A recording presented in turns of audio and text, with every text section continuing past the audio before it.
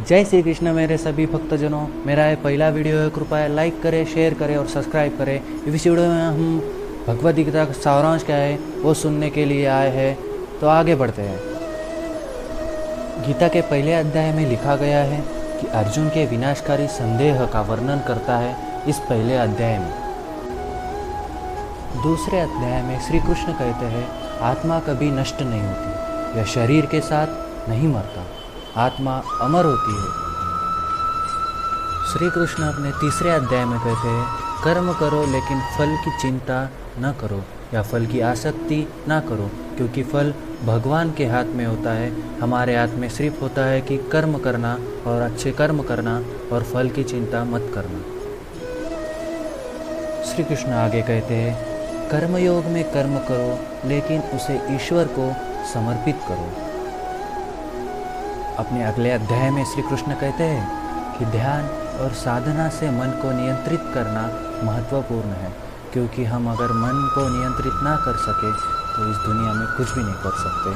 तो इसलिए मन को नियंत्रण करना बहुत ही महत्वपूर्ण है।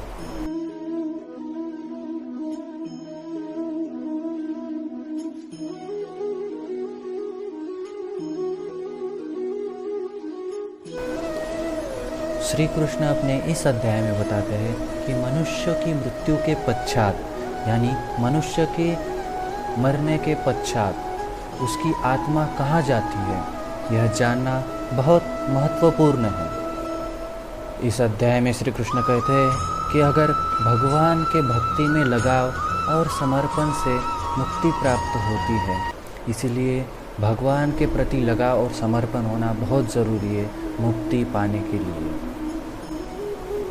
भगवान के अनंत विभूतियों का वर्णन करके श्रद्धा और आदर्श व्यक्त होते हैं। जब भगवान के विश्वरूप का दर्शन कर अर्जुन को आत्मा की महत्वपूर्णता का ज्ञान होता है। आगे श्री कृष्ण भगवान की भक्ति और ज्ञान में से कौन सा मार्ग उत्तम है, यह श्री कृष्ण बताते हैं।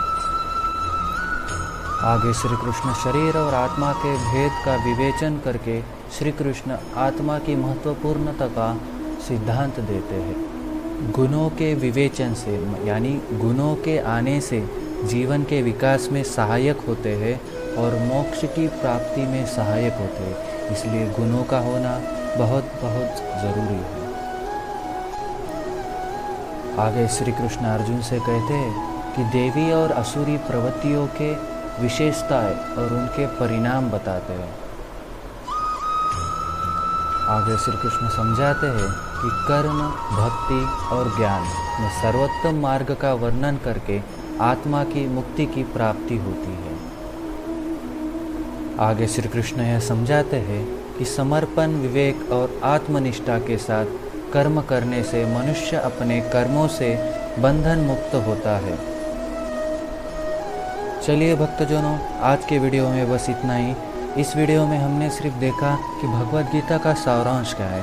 भगवद गीता वैसे तो बहुत बड़ी है, तो धीरे धीरे हम बाद में देखेंगे। इसलिए मेरे वीडियो को लाइक करें, शेयर करें और सब्सक्राइब करें और अपने ज़्यादा से ज़्यादा हिंदू भाइयों तक पहुँचाएँ।